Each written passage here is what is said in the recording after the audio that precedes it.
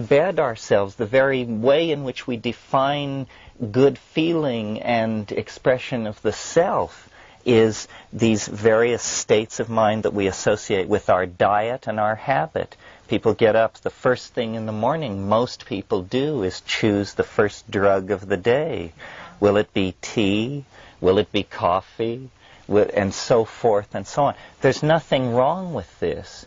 We apparently, by our ability to collect, and it actually, it all goes back to our omnivorous diet. Most animals are not omnivores. Most animals have a food source, a spectrum of foods that they eat that is very narrow. But if you're an omnivore, if your habit is to eat everything and to test everything in the environment for protein, then you lay yourself open to exposure to vast numbers of mutagens, hallucinogens, tumor-inducing compounds, steroids, galactosides, poisons, all kinds of things. You accept that these things are impinging and selecting on the human genome. And very quickly, we have evolved into this very quirky kind of species that, as I said this morning, addicts to everything. I mean, it is the source of our great anguish and our great grandeur. We can addict to a piece of land and call it the homeland and defend it against all comers and slaughter with impunity anybody who gets near it and claim it after we've been away from it for 10,000 years as ours because we once were there. We can addict to another person. Anyone who's experienced heartbreak, real heartbreak, knows, this is like a withdrawal syndrome. I mean, bursting into tears every 20 minutes and not sleeping and vomiting every 3 hours. I mean, this person has a severe dependency which is being broken. In the same way, we ideologically enslave ourselves. So there is no percentage in denying this side of ourselves. What we have to do is manage it. Manage it in some way that serves obviously community-preserving purposes. And I think that the model is always tradition, that the traditional compounds, the traditional plants of shamanic usage are the ones that we are probably meant to use. They fit our hand the way a tool fits our hand. They were made for us. We co-evolved with these things.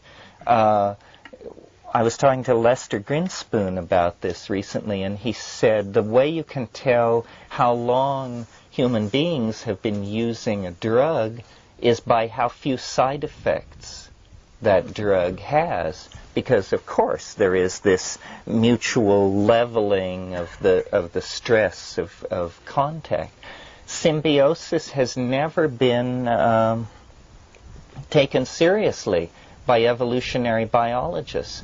Food as a mutagenic influence has never been taken seriously by human evolutionary theorists. And yet, obviously, that is what has driven us to such a rapid state of evolution, our willingness to expose ourselves to an extremely complex and shifting environment that was, in fact, the things we put into our bodies.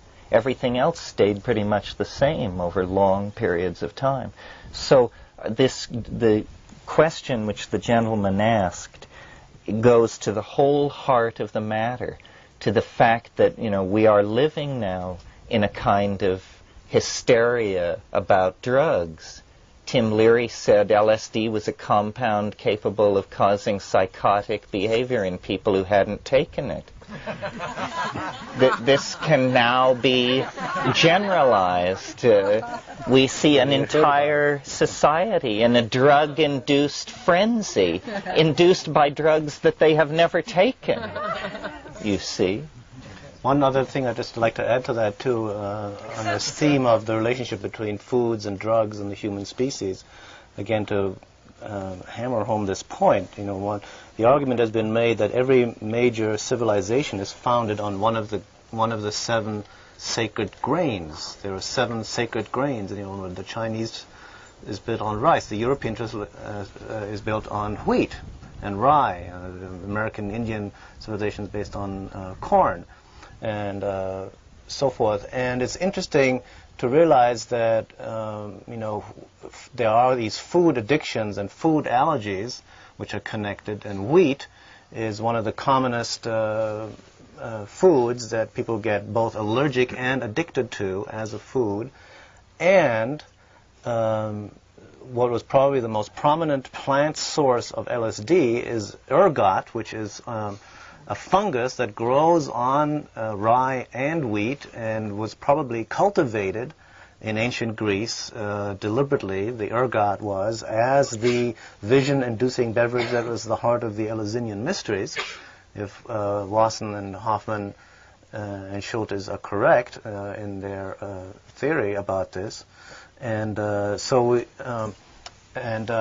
have been newspaper reports from England of pharmacologists and doctors claiming that people who buy wheat or rye that may be contaminated with ergot may actually be ingesting active doses of LSD-type compounds. So right here in the central supportive grain of the Western civilization, you have a psychoactive vision-inducing plant built in, the knowledge of which disappeared for 2,000 years. And is now in process of being rediscovered. And what that really means for us gives much thought. In hypothesizing about the early dawn of consciousness of mankind, if it were assisted by visionary plants, would this have made a genetic change in the DNA strand rather than just an experience for that hominoid or whoever it was that was enlightened? Could it have made a mutation, and then this consciousness was then passed on to their offspring? Well, it's a very complicated situation, and where we don't have all the information. But what it looks like happened was there were arboreal canopy living primates in Africa, in a tropical forest similar to the Amazon in extent.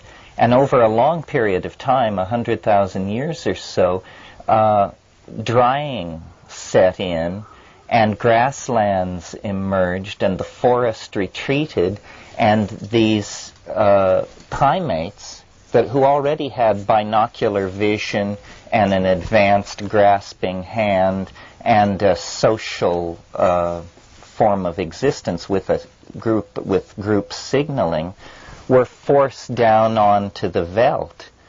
And there, in a much more restricted environment in terms of numbers of species of plants, they abandoned their previous vegetarian, fruitarian habits and became omnivores, began testing all the food sources in the environment.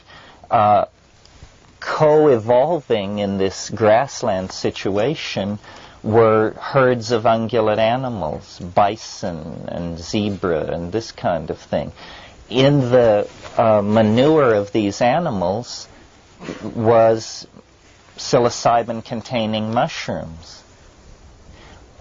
Well, you see, the psychedelic, to be the trigger for the emergence of human consciousness, it must be African, it must